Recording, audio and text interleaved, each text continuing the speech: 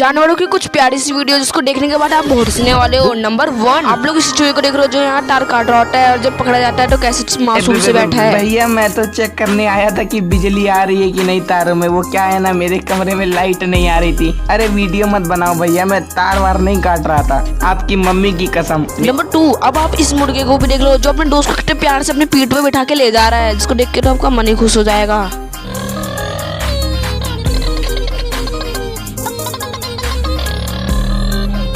Number 3 को देखने से पहले वीडियो को लाइक करके चैनल को सब्सक्राइब करके कमेंट में हर हर महादेव लिखना होगा। नंबर 3, आप लोगों ने पापा की बड़ी को देखा ही होगा, अब इस बकरे की बड़ी को देख लो। ये तो पक्का पापा की बड़ी है, इसलिए इतना सजा रखी है।